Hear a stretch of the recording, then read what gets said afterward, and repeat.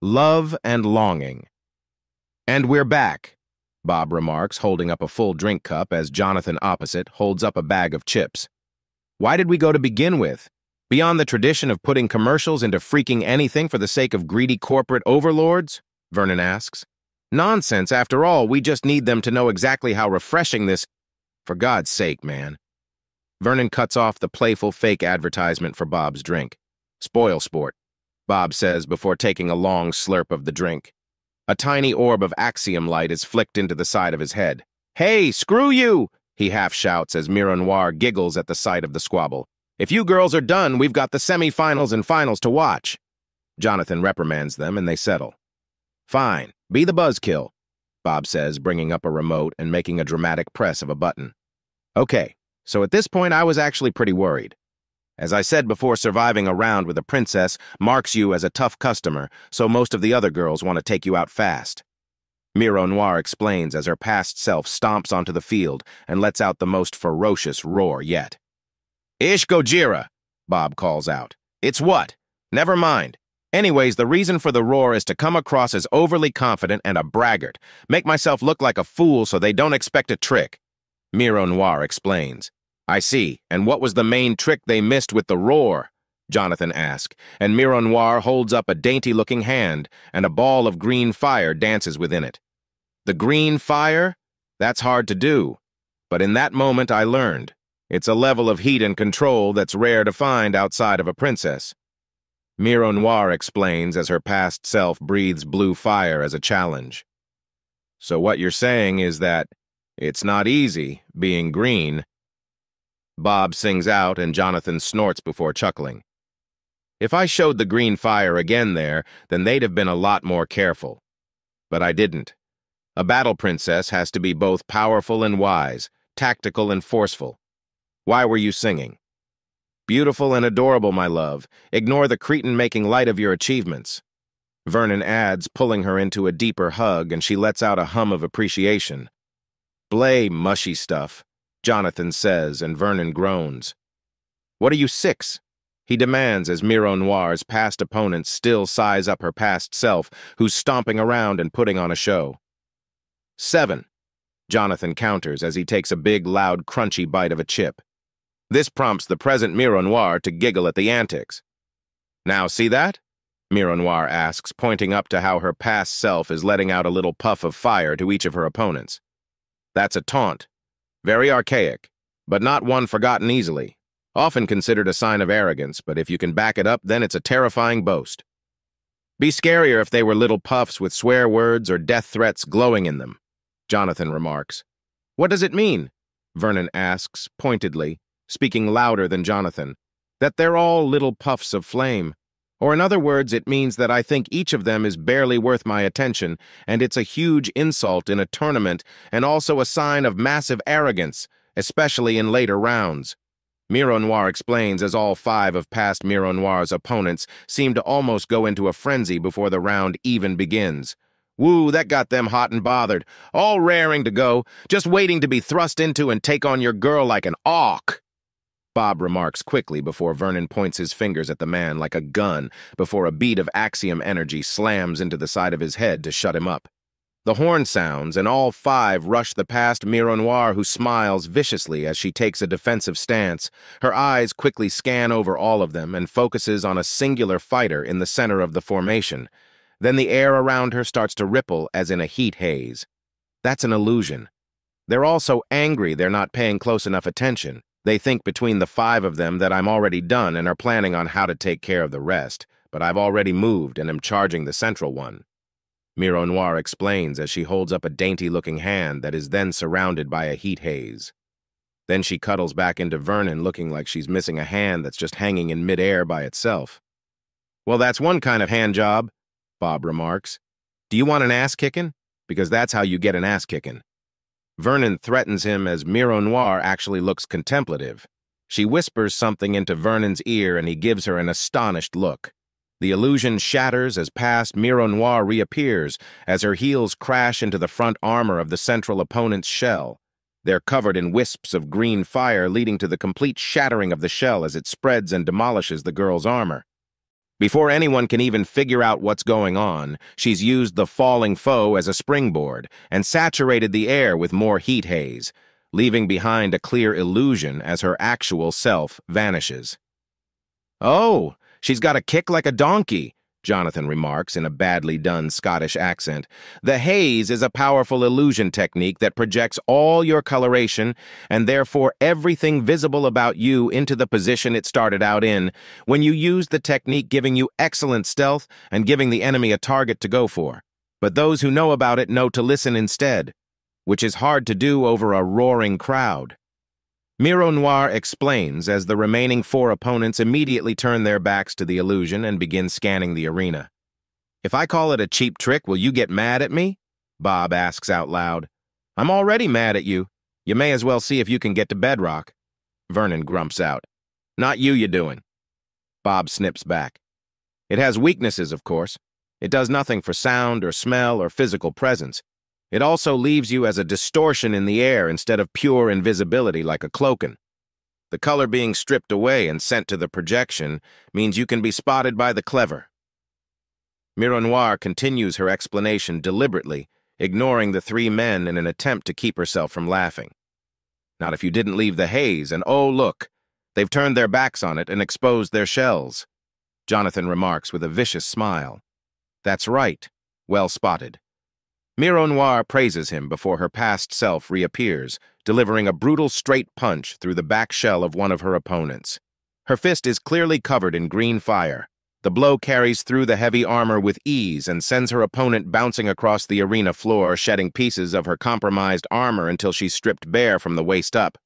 Like Miro Noir, this one didn't have any upper body equipment beyond the shell. "There goes the PG rating," Jonathan snipes. "Oh, like we ever had one to begin with. In other words, woo titties." Bob cheers out and Miro Noir devolves into giggles. "I'm extra glad that you've not lost this contest, my love. Don't want these cretins staring at you." Vernon says possessively as he snuggles Miro Noir close and she lets out a sigh of utter contentment. "Get a room, you two," Bob remarks as the remaining 3 opponents slam through a suddenly hazing past Miro Noir, and as they jump through it to try and tackle the obviously still hiding in the haze, Miro Noir, one of them, is suddenly grabbed from behind. The haze shatters as Miro Noir reappears holding her opponent by the tail and starts to spin. 3 fast revolutions, and she sends one opponent flying into another before charging the 3rd trailing sparks of green fire from her fingernails and mouth. "Woof, those have got to be nasty when you two," Bob begins. "Don't," Vernon warns him. The 3rd visibly panics as Miro Noir roars as she looms over her, fire building around her mouth. She throws up her arms in response to defend herself, and it's over as the sparks around Miro Noir's fingernails gather and she slashes upwards, severing the shell into 2 pieces along the more fragile straps and taking the girl out of the competition without hurting her. "Thank you for your cooperation," past Miro Noir boasts as the disqualified opponent falls to her knees in astonishment. Well, at least the lady's polite about the pain, humiliation, and brutality she's so generous with, Jonathan says with a gesture towards Miro Noir. "A pook, ass-kickings, whooping you with manners and massive amounts of melting," Bob remarks and Vernon groans. "You stretched it." He chides. "Yeah," Bob admits shamefacedly. At this point, I was starting to get fairly confident. Miro Noir admits as her past self turns her back on her felled opponent and braces herself with an enormous smile. The remaining 2 move as blurs before skidding to a stop and turning as a haze erupts from Miro Noir and then springing away with enough force to shatter the stone beneath them, which is further punished as Miro Noir appears there slamming her green fire-covered fists through where they were a single heartbeat before. She looks up with a glare before suddenly darting left after one of her opponents. "You've got them fairly well freaked out," Vernon says.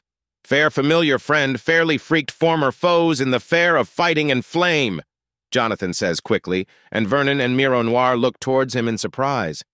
"Sometimes it just comes to me. So what's going on?" he prompts, and Miro Noir turns back to the screen. Something that young battle maidens are taught is that half the fight is mental. This tournament is when it all finally started making sense to me. Oh, I was such a brute back then, all muscle and flame. Yet you learned to use that lovely head of yours, my love. Vernon remarks, as he holds her close as Bob mimes out gagging to the side. They watch as the past Miroir jumps onto her opponent and uses her deflection as a springboard to turn it into a massive charge at the other. This catches both off guard, and the one she bounced off of loses her balance and falls to the ground as the one now being charged out gives out a shriek as Miroir swoops down onto her and slams a knee into her face to stun her before dragging her off. Sproing! Damn it, I can't mimic the sonic spring noise all that well.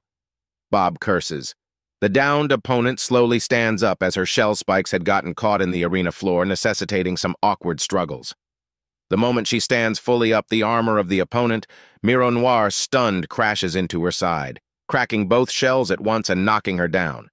She's kicked over to reveal her shell fully, and the opponent that Miroir is now wielding as a club is slammed into it, shattering both shells at once. Oh man! A puck on a puck brutality, the humanity, the apucality, the abnormality, Jonathan laments. The stretching most fairly, Vernon snipes. I'd say that was more the stretch, 1.5 stars, Bob calls out. Opponents bested. Past Miroir brushes off her hands with a smile and gives the crowd a little bow before all but skipping off the battlefield even as she's declared the winner. Damn, you've really cleaned out. Makes the next round look like chump work, Jonathan remarks. You watched ahead? You traitor, Bob accuses. You watched with me, you idiot, Jonathan snaps back as Vernon facepalms and Miroir starts shaking with suppressed giggles. You snitch! You swore to take that to your grave, Bob snaps. Anyways, back on point, m'lady? Vernon asks, breaking up the argument. Well, at that point, it's the finals, and everyone knows I'm tricky, but everyone left is tricky as well, meaning that I'm only of equal concern to the other opponents and not the one that has to be taken down right away. It's a strange quirk of Apuk minds. It's the most recent deeds that count the most, not the past ones. They've all but forgotten that I've impressed a princess not 20 minutes before and instead focus on the fact that I won using my opponent's strength against themselves and haze-filled tactics, meaning not a priority compared to more straightforward warriors. This is their mistake. Miroir explains before smiling. It also helps that I haven't used more than a few wisps of green flame and the large bruise still on my stomach from the princess. Makes me look tired out and hurt when I'm still fairly fresh. So you're more of a goldfish race? Jonathan asks. What's a goldfish race? Bob asks with a big smile. The Apuk, Jonathan answers quickly. What's a goldfish? Miroir asks. What's with the Apuk? Bob asks. You're not funny, Bob, Vernon remarks. Goldfish are said to have very short-term memories, not lasting past 5 seconds. Jonathan explains.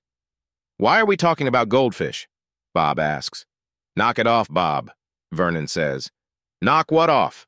Bob asks and dodges a beat of axiom. Ha! And you proved me right by learning from the past, Vernon remarks. Thank you, Rafiki. Seriously? You want Disney on our case? Bob asks. They can't reach out of cruel space yet, Jonathan assures him. Anyways, m'lady, what does making yourself look tired and hurt do? It means that they're taking each other out while you and you alone remember that the point of the competition is to defend your shell above all else, Vernon says with a pensive tone, clearly storing it for his own attempt at the Shellcracker tournament. Yes, indeed, and there it goes. 6 warriors who made it to the end, and all of them are looking cautious. The prize is in sight. Lady Miroir, and not your husband. Any comments? Jonathan asks. Just that actions will be speaking louder than words. My little bit where I refuse to show any flame, the touch upon my bruised stomach, feigning weakness. The most dangerous opponent is the one you underestimate, she explains, and Vernon chuckles. Good to know. I wonder how long they'll fall for it with me, he asks as he settles a little more comfortably with Miroir. Not at all. The sorcerers of old stories are considered terrifyingly strong to the point that it would take at least a battle princess to even catch their attention. If you somehow get into the finals, you'll be regarded as one regardless if you win or lose. She answers him as the horn goes on the past competition. She uses the haze to fade away and get some distance, as in an instant 2 opponents are taken out. They're gunned for while they go for each other mutually. The 2 that took out their opponents begin trading blows with the 3rd visible one pacing around the outside. So what? He's basically Morgana Le Fay or Maleficent, Not femmy enough for that, Bob remarks. No, dude. Remember, things are backwards here. Miro Noir's the knight in shining armor and Vernon is the blushing maiden. Needs a dress, though. Jonathan explains before considering. I've actually got a... Bob begins holding up a frilly-looking piece of cloth. Remember that I'm one of the foremost experts in exotic axiom techniques, and then consider your actions again, Vernon says lightly. The duel pauses and they both rush the last, who lets out an enormous blast of blue and green flame. She falls to her knees in exhaustion, even as the other two crash to the ground with half-melted and thoroughly ruined shells. Then Miro Noir reappears, kicking her shell into shrapnel. Forget someone? The past Miro Noir asks with a gleeful laugh. Oh, yay, Jonathan shouts. Slip into a Slim Jim, Bob adds. No! The two with melted but not broken shells rush at her. Ooh! Vernon half-heartedly keeps up the scream in a deadpan tone. I won't let a coward take a crown. One of them spits. Caution isn't cowardice. Concealing your strength isn't the act of the craven. We are all mighty, but only the wise are truly noble. Past Miro Noir bellows as she slips between the two sloppy and desperate attacks to sink her fingers into the ruined and half-melted shells and strip them away from her opponents, shattering them on the floor to either side with a flick of her wrists. And knowing is half the battle, Bob says. G.I. Joe, Jonathan adds in as Vernon visibly sighs.